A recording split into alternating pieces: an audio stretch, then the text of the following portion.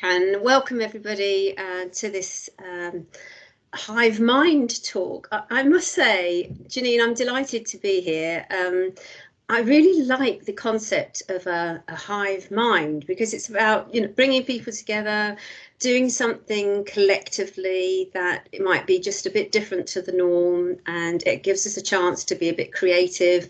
And for a small charity, it's a great opportunity to maybe get some great minds to come up with some ideas. So really chuffed to be here to give a short presentation about After Umbridge and then have a discussion afterwards. So today, this lunchtime session is all about unpaid carers.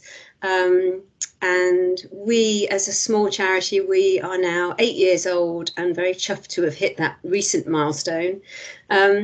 So I'm thanking you for being here today, or those who are looking at the recording afterwards, that showing an interest in this topic about unpaid carers.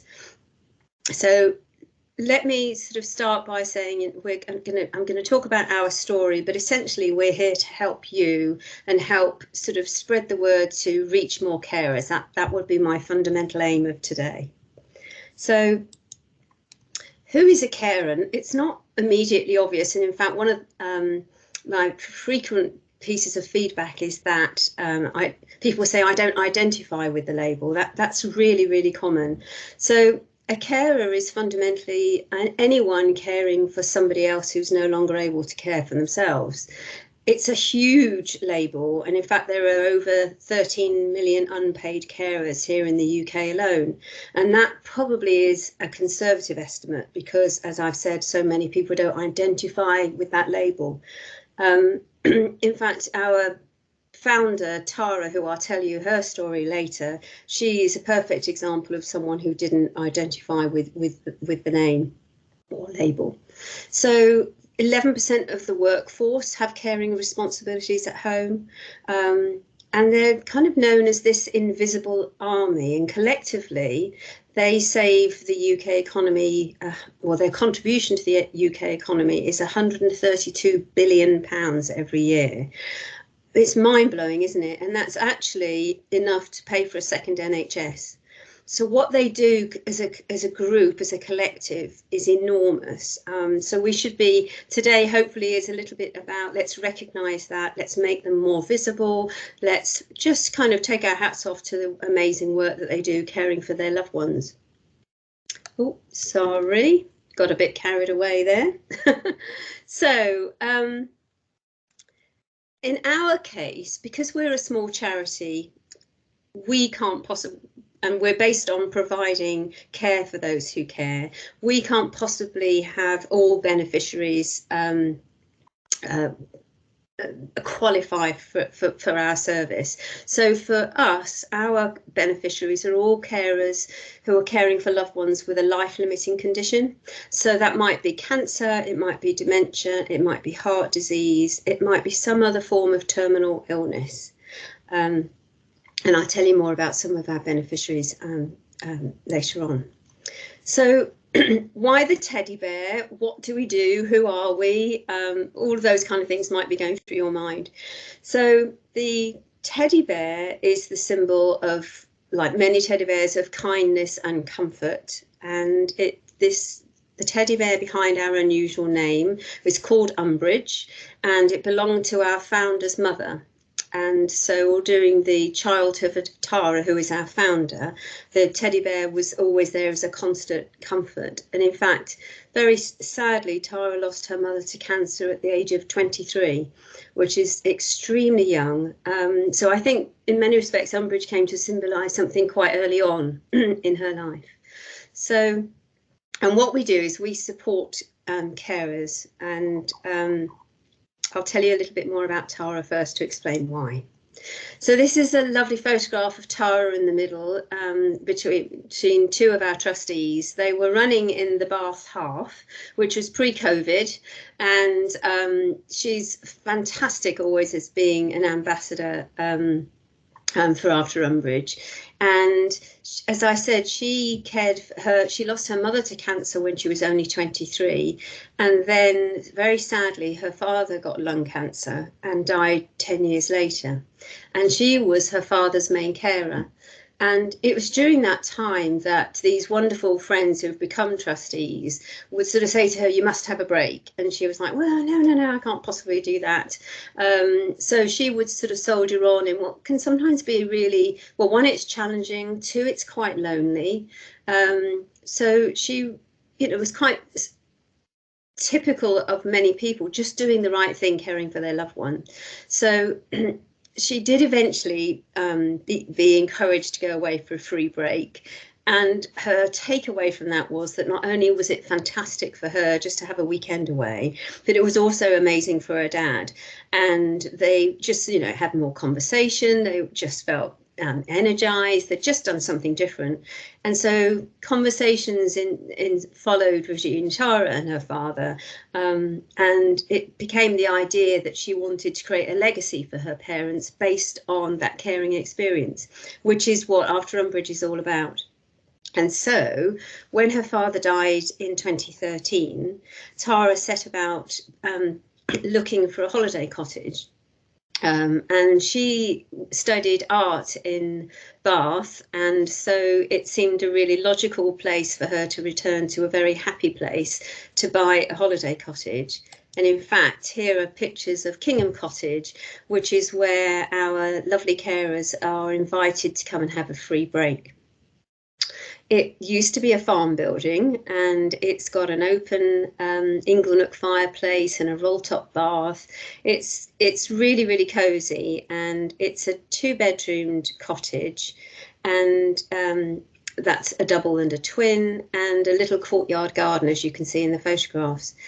It isn't wheelchair access friendly. I always feel I ought to highlight that. It's very much the Tara is sort of investing her inheritance in something beautiful. And so what that means is some carers come with their family without their loved one who's it has the health condition, but some come with, and it all is entirely up to the carer themselves to make that choice. But we absolutely want the whole family to be invited, because we recognise that caring affects everybody in the family, and so we want the whole family to be able to come and stay. And the website, which you've got the URL at the bottom there, on the website you can find our referral form, you can find our availability calendar, you can find all the details about the accommodation that you would need, and we try as much as possible to make the process of applying for a place, a free place, as easy and as speedy as possible. We know that many carers are time starved and exhausted, so we don't want to add to that. So, but equally, the business model of our charity is based on paying guests occupying the cottage for 40% of the availability, and that means then that 60% is available to carers as free guests.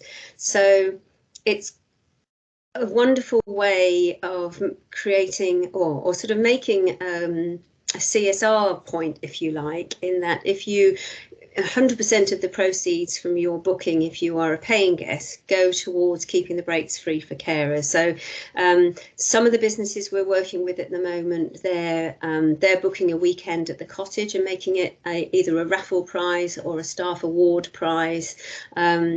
And what they're doing then is creating a break for employees, but also then they're creating another break for a free break for carers, which really helps us keep going.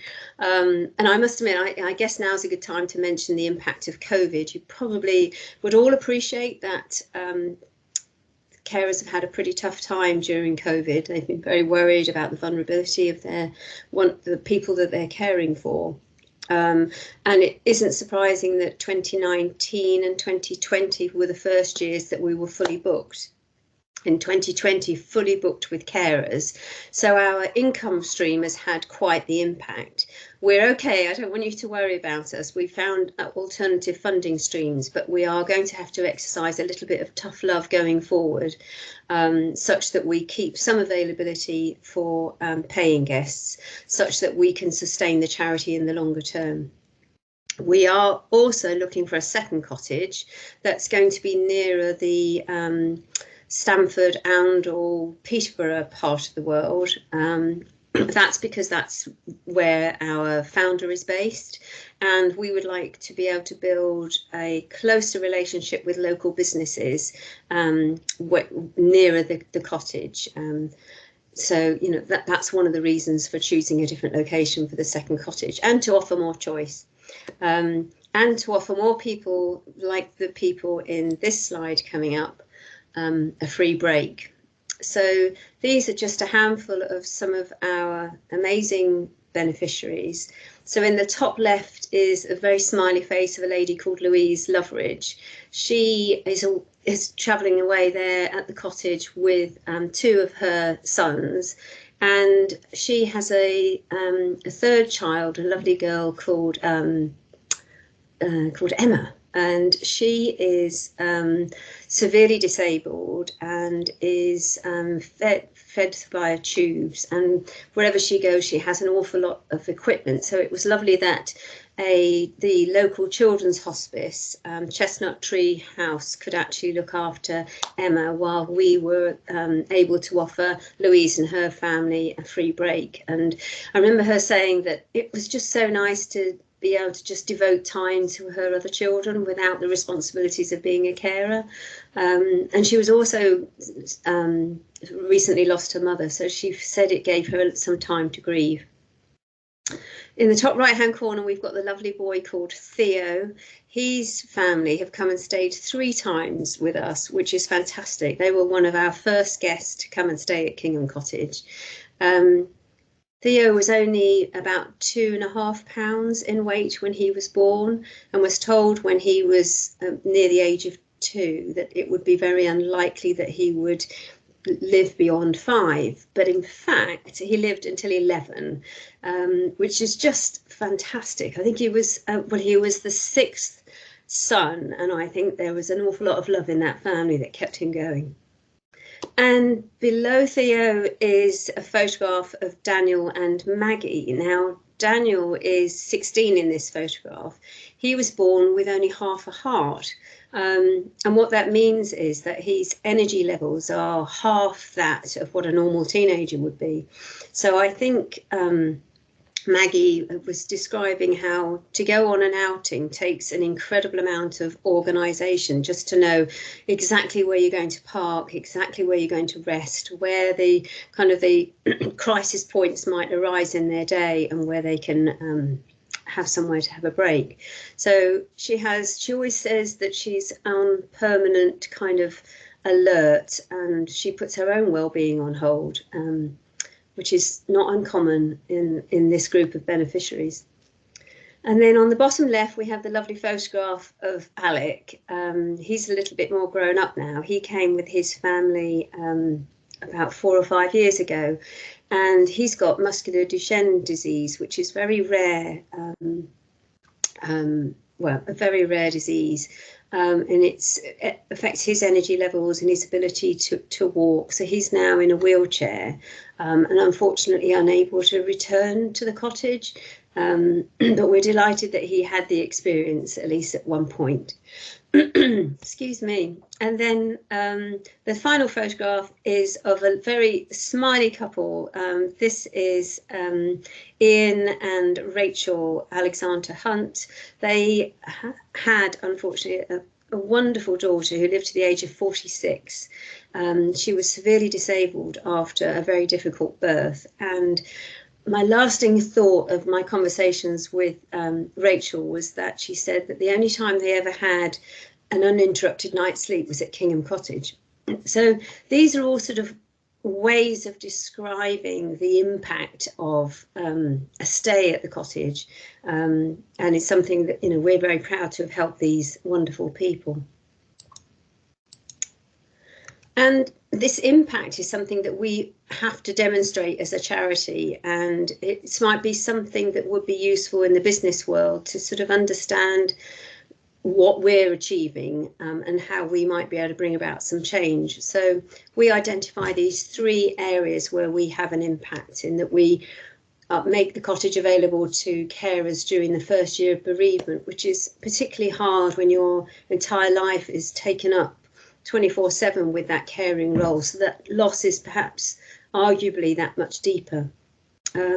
Loneliness, it happens when your path takes a different path to those who are your peers, for example. It may be that you lose friendships and usual social occasions in your life because your path has had to take such a different route. So loneliness is a big factor, and feeling kind of socially isolated because you're kind of stuck. And of course, well-being.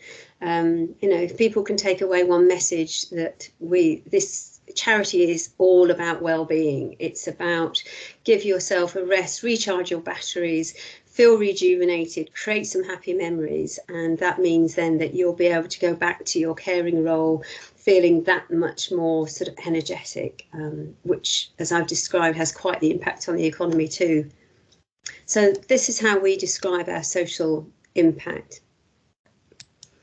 And I'm keen just to kind of bring out the key messages that I don't want to over sort of label them, but if Janine and I were chatting before starting this talk, that if one person who listens to this presentation has a light bulb moment and thinks that actually, gosh, I'm a carer too, let's not take that role for granted. And there's a lot of support out there.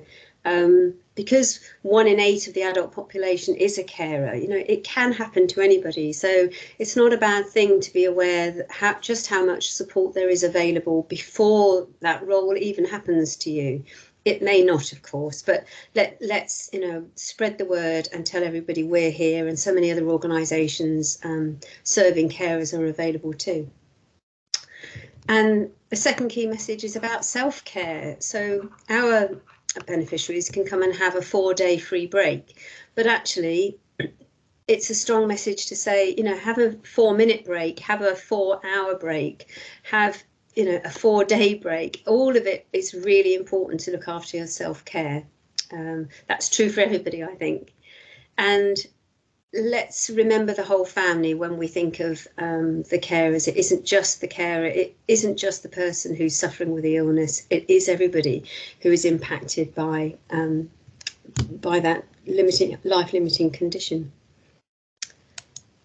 And so just to close, and before opening up the discussion, if anybody's got some ideas about how we can, do things differently or reach more carers, what do carers want?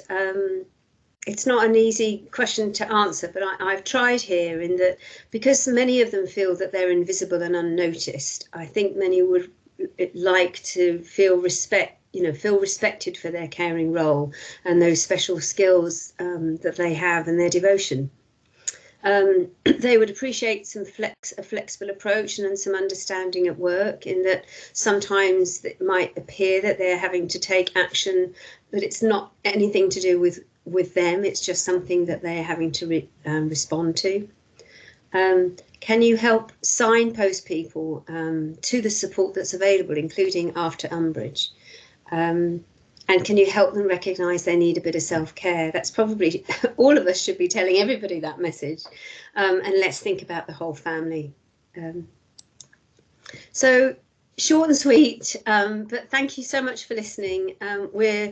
As a small charity, we're not unusual in that we use social media to connect with our supporters, our friends of the charity and our beneficiaries, and indeed our referral network.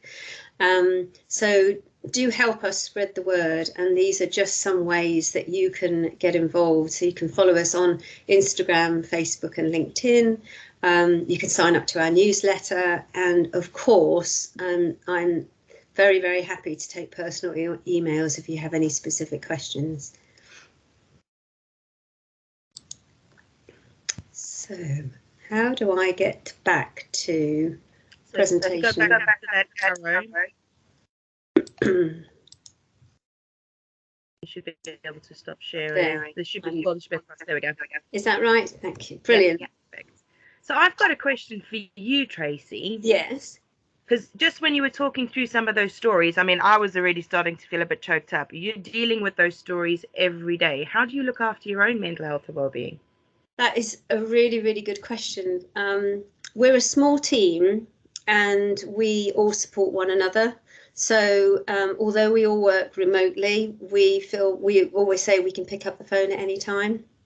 And that's important too. I would say Tara has the closest. I mean, Tara, as our founder, is still very actively involved with the charity, and she has the closest contact with carers. And I think her lived experience is enabling her to cope with that.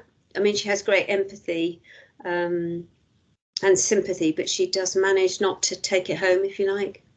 Yeah, but yeah, really, really good question. Yeah. I know. I could do it. I'll be honest. I think I would break. Well, I must admit, where you can see every time I think about these people who I've met, I just start filling up as well. And we were talking about the fact that we're, if we rent a crowd, we'll be the ones crying in the corner. But then maybe that's why we do what we do. We can't help it. It's part of our DNA.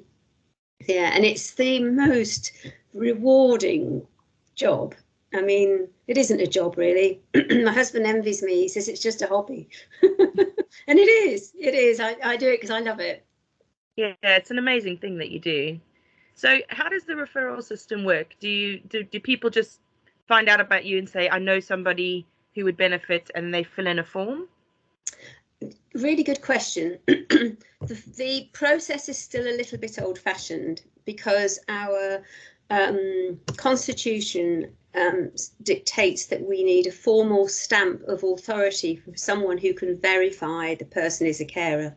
So we describe our referral network as being made up of 3 different types of organisation. One is very obvious, your GP. Another would be a charity such as Caring Together or Carers Trust or Together for Short Lives, and then thirdly would be the hospice that you're associated with. Or it might be something like Brains Trust if you had a brain tumour, or Macmillan Nurses. There are so many organisations that are the equivalent of our eyes and ears, if you like. So they verify on the carer's behalf that they are legitimately a carer, because quite rightly you raise an important point, Janine, that we couldn't possibly cope if we were inundated with requests from people who weren't legitimate. So that's why we have this rather old-fashioned paper-based approach. But this is one of the things that could be really useful as an outcome from this discussion, in that, how do we simplify, make it more efficient, more, a much better process, that we still have that stamp, but we don't have the technological know-how to do that. So we're all ears if anybody can recommend someone who's a bit of a tech genius. I think Matt's got his hand up. Hi, Matt. Hi. So I think it's fantastic what you do. And I guess I probably classify myself as a carer in many respects. My wife's mental health. But I guess the question I was thinking of is around employee assistance programs. So we're really lucky at Marshall. They're super supportive. The brief has always been, go sort yourself out. We'll sort ourselves out. Tell us if you need anything. Speak to you when you're back. I've had my MD in the middle of a meeting just look at me and say, Matt, just go home. Let's do this another day. So we're really fortunate, and we have an employee assistance program, as I think many organisations do.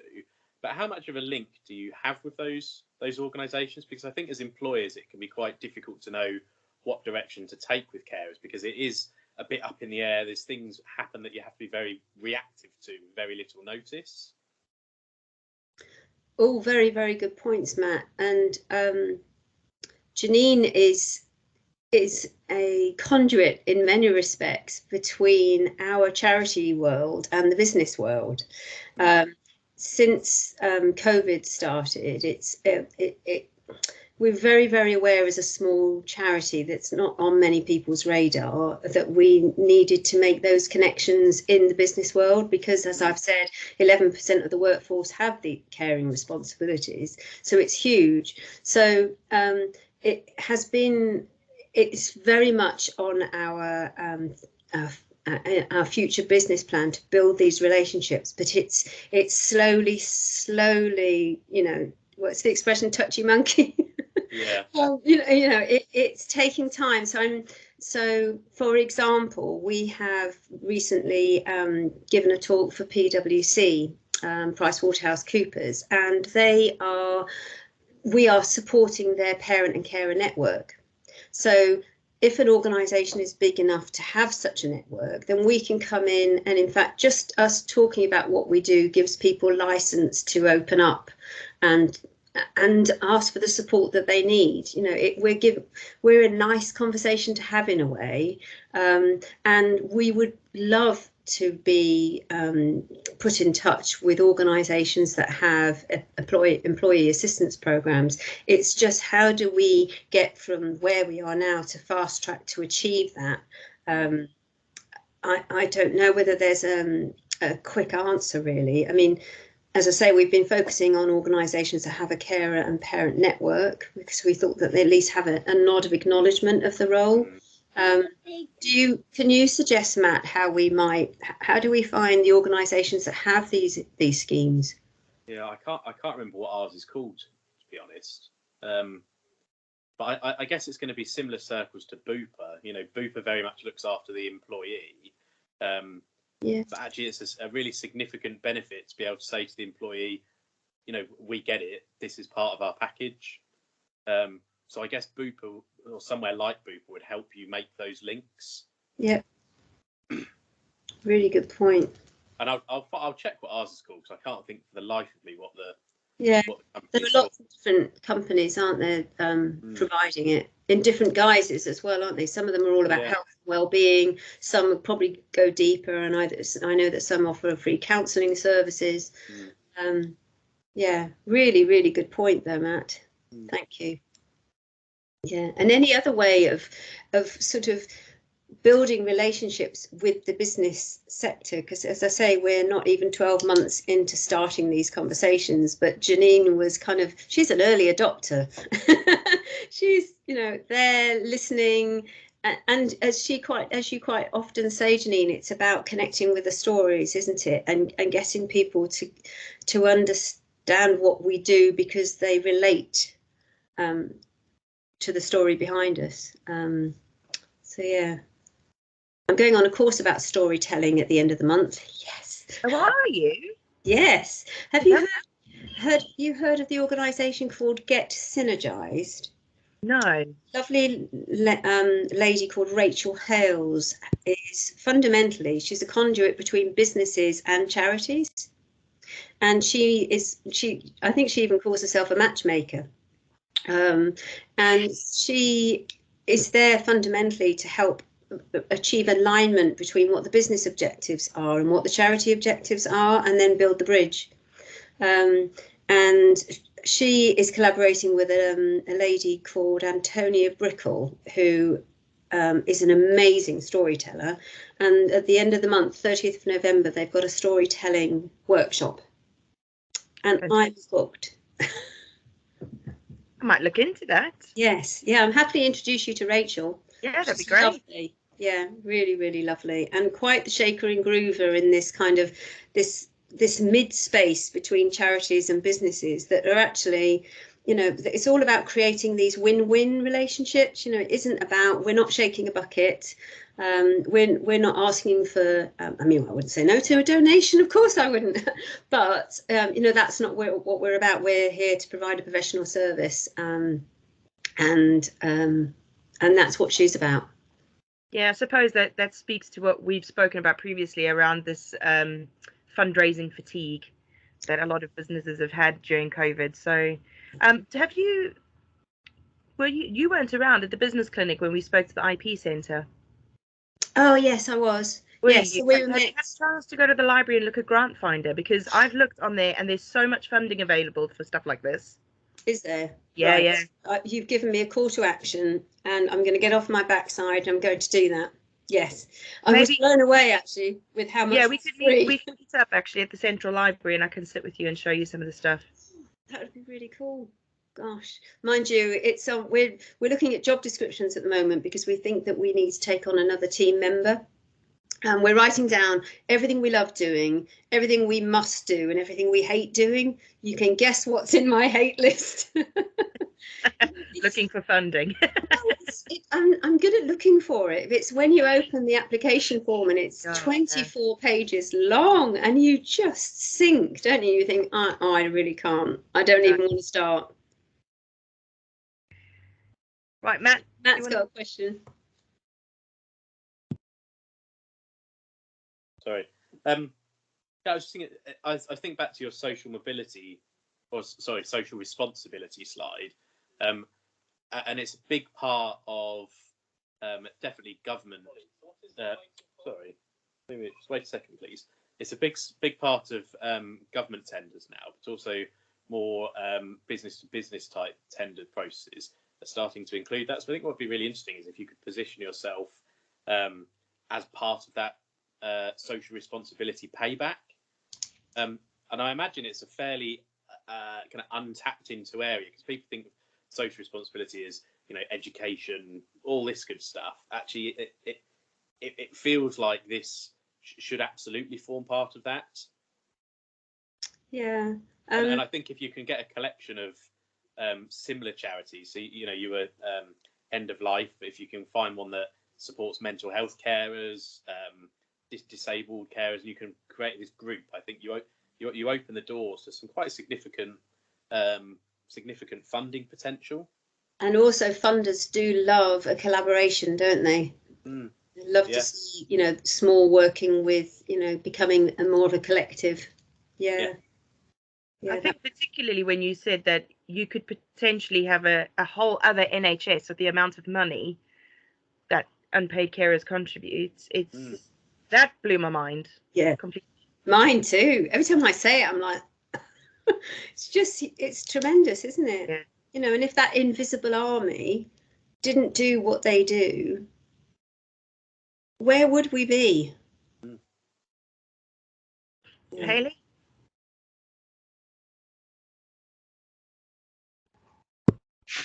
Sorry, my keyboard and mouse have decided not to work, so I'm trying to touch the screen to get it on and off mute.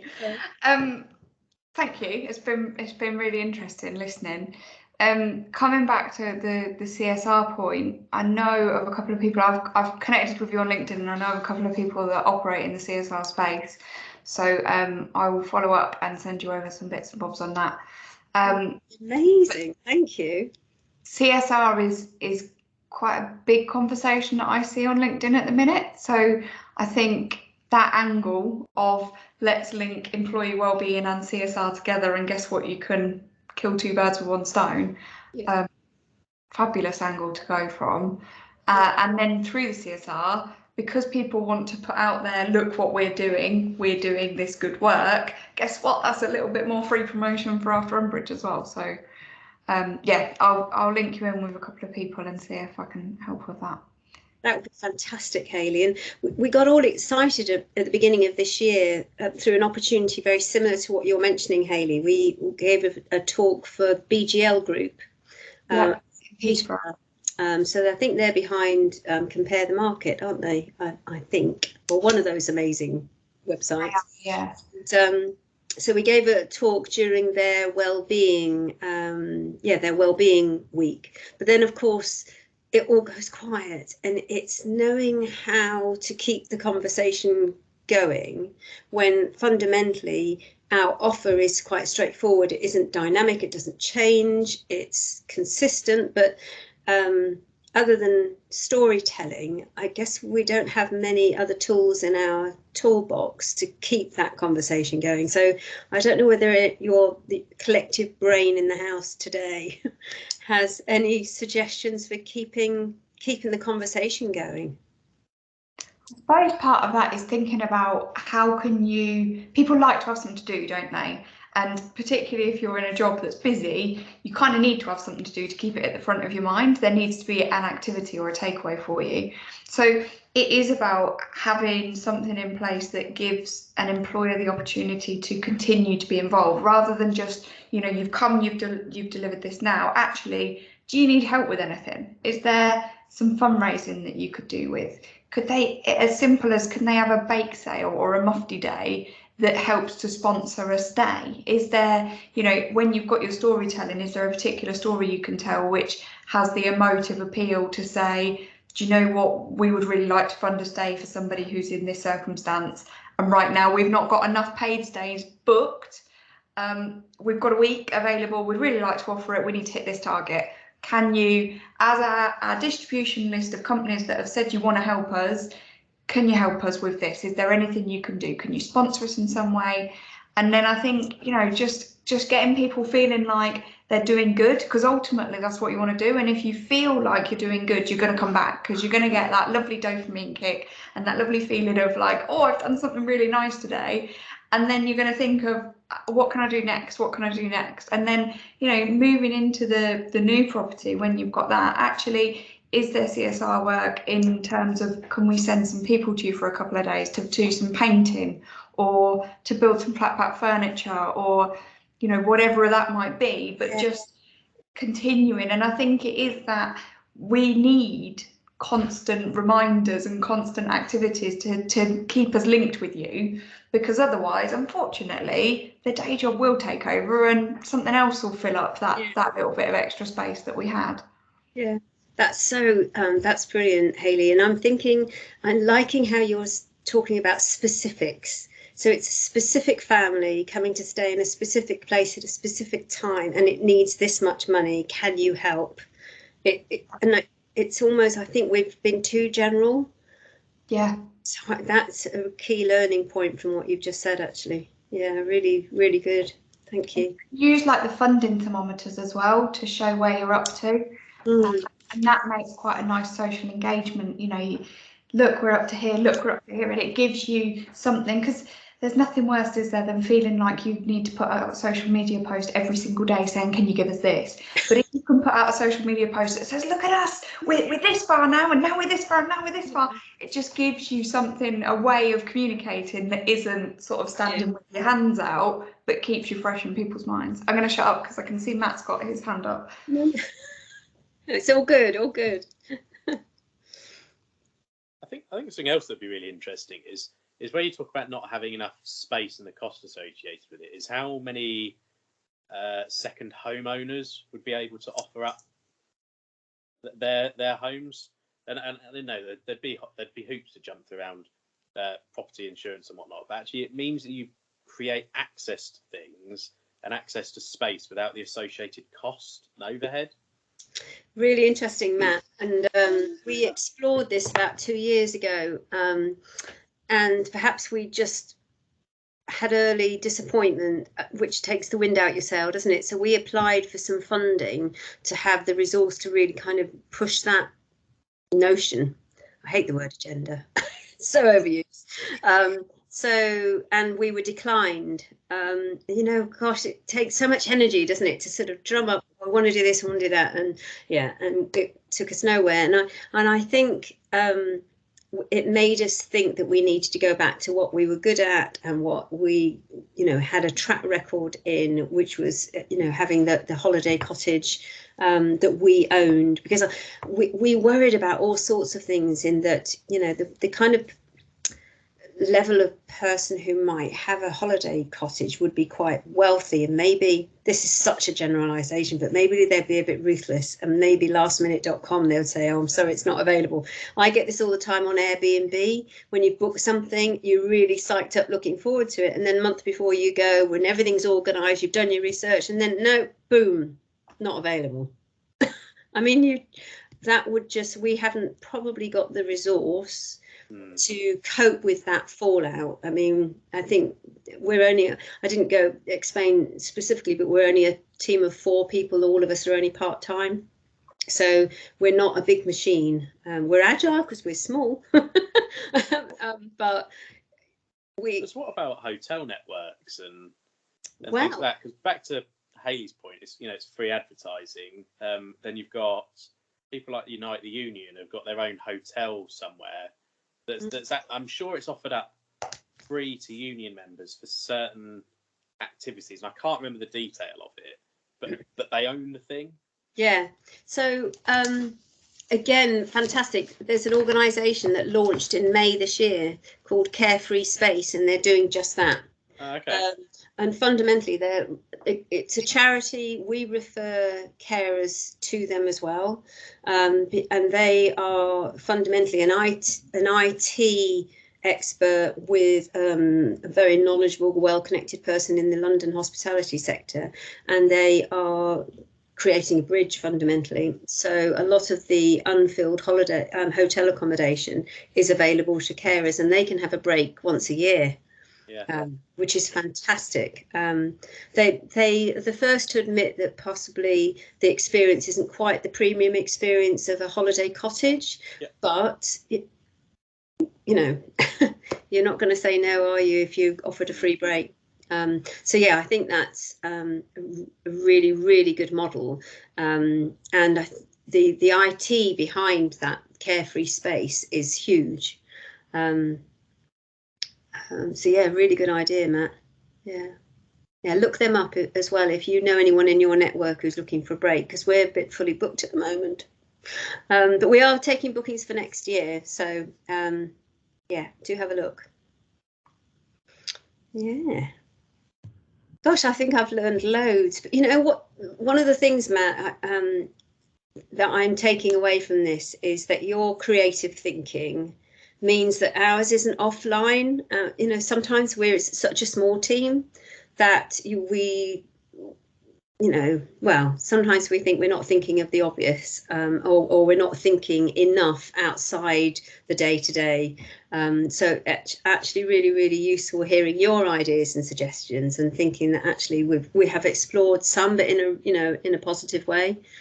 So yeah, really, really helpful. So how do you gather feedback from the customers who have stayed with you? Is it just through contact afterwards, or? Disappointingly, the relationship from paying guests is not our relationship to own, because we use an agency for the paying guest bookings. They have that relationship, and we pay a commission of 20% of the booking fee goes to them, and then the 80% goes in the charity pot. They don't want then any repeat business. It's like the Airbnb concept, isn't it? They want the relationship. They've done the marketing. They've found that guest. They want to hold that data. So we don't have relationships with people who have stayed. What about the unpaid carers? The unpaid carers, we have loads of great relationships with them. We invite all of them to come and join our private online group, which is on Facebook, which we call Family Umbridge. And that's a lovely way of, after they've had their stay, it means that they can then connect with others who have also been at the cottage. Many people are saying that when they're there, they get a sense that other carers have stayed there, and there's that sense of community and belonging, and we are trying to sustain that after their stay, so it's not just in a happy memory, but it's in a tangible way.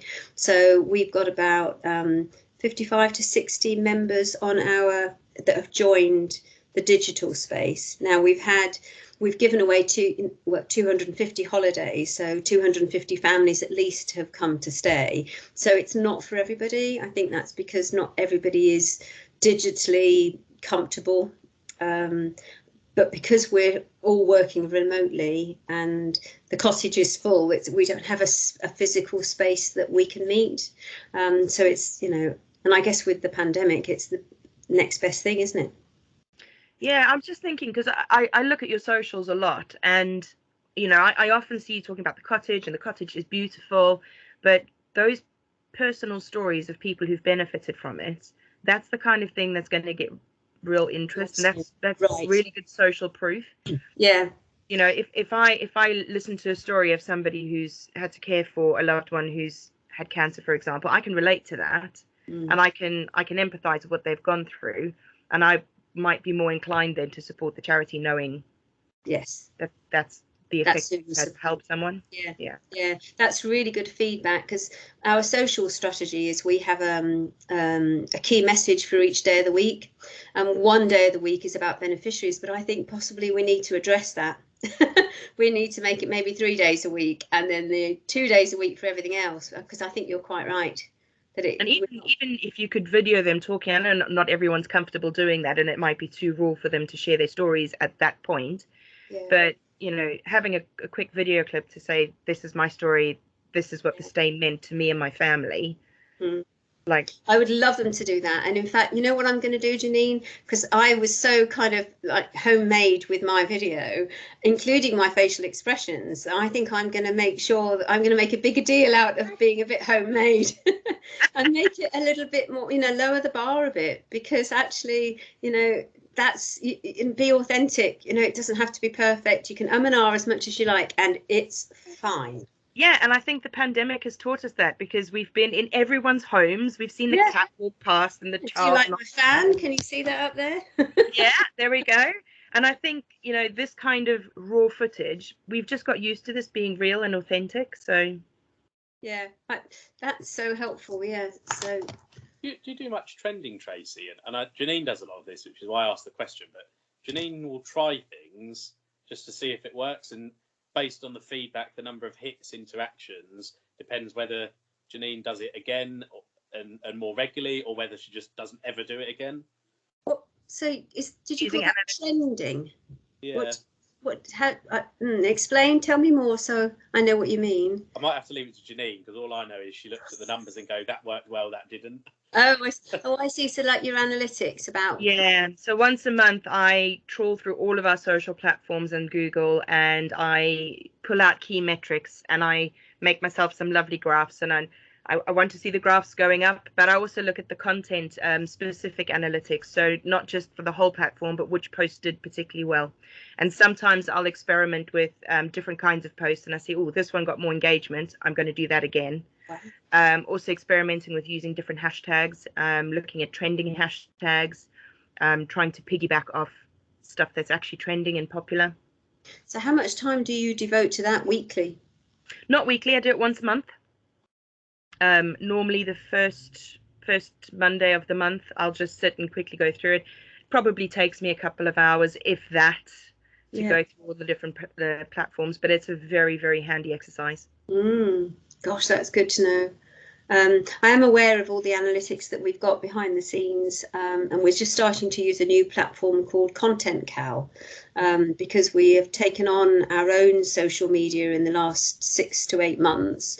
We've had feedback that it's much more authentic because we're doing it ourselves, and it's much more on the money, so to speak, but because we've got a new platform, we haven't got the data there, so we'd probably then have to go into LinkedIn, we'd have to go into the social. But I'm delighted we only started our LinkedIn page in July 2020, and we've got 141 members or likes on that, so we're like well pleased. Do you get people within the organization to actively invite their personal networks to join? I've asked the question, but they're not LinkedIn fans. Right. Is that a diplomatic answer? Yes. It's a very, very good B2B networking tool. So yeah. See, we're not very B2B in our makeup of employees. Well, we're all freelance. So so really it's down to LinkedIn is my baby, really. I used to be in the corporate world, and all those connections are still there. But yes, I know, this is why I hang out there all the time. I love it. Yeah. That's where we met, Janine. Exactly. Yes. Well, I meet all the interesting people. Absolutely. Yeah. Yeah, I must admit, I don't use Twitter as a platform so much. Can that be helpful or effective? Yeah, Twitter's good for B2B, but also B2C. So if you're trying to reach unpaid carers, if you're using hashtag unpaid carer or hashtag carer, hashtag life limiting condition, you will probably reach a lot more of the people who will come and stay with you for free. Yeah, we've probably, I would say, our greatest success is meeting our referral network, because hospices and charities all hang out on Twitter. Yeah. So, and we're able to engage with their fundraising projects and, you know, shout out about them, and that's a lovely way of them being reminded that we're here. Yeah, so I guess Twitter for us is our referral network and some carers. We met Jo Wiley on Twitter, though. Did you? How about that for a cool story? Because it's well known that her sister is disabled, and she caught COVID, and during COVID was really, her parents were really struggling. So we did a message to Jo saying, well, make sure your parents get in touch with us, and they came and had a free break in May. Oh, fantastic. Yeah. Oh, that's Which is wonderful. really good. I ought to write their story, but I just thought they probably feel so much in the public domain already. I was trying to be respectful and not exploit it. Did you ask? No. Gave them a free break. I'm sure they wouldn't mind. Yeah. I need to be more bold. Yes, I'm going to ask. And it was only 6 months ago, so I'm going to go back and say, now that, you know, it was 6 months ago, do you mind me asking? Yeah, I'm sure they wouldn't mind, because I think once you've done something for somebody that's made a difference to their life, I think they're more than happy to help out. Yeah. Because that would mean so much to somebody else as well. Yeah. And our Twitter following doubled overnight. I can imagine. Yeah, we only had 400 followers, and 24 hours we had over 800. We were like, my word. Yeah. So it goes to show the power of influencers, doesn't it? Yeah, it does. Absolutely. Yeah. Do you have influencers in your world? Not really as such. I'm trying to get more sort of engineers to come and talk to us about innovation. We've got a HiveMind coming up from a guy who works at Thales, but he also is on the advisory board for Faraday, which is one of these new sort of net zero, quite innovative aviation companies coming up. So yeah, we are trying to reach more sort of influential people in the aviation sector. But yeah, it's a weird thing, influencers. Yeah, maybe that's for the future, that we need to nurture and identify who those ambassadors should be. Yeah, absolutely. Yeah. Janine, I'm conscious of your time and very, very grateful for this fabulous opportunity. Matt and Hayley have been amazing. Yeah, they're ace. Really, they really took on the HiveMind concept, didn't they? Yeah, and I must say, we work with such a great group of people that are so open and willing to learn and discuss, and so we are very, very lucky in that sense. And thank you very, very much for sharing all of this with us. Absolute and our audience. Pleasure. And I'm sure we'll catch up again very soon. Yes, I look forward to that, Janine. Thank you. See you soon. Bye.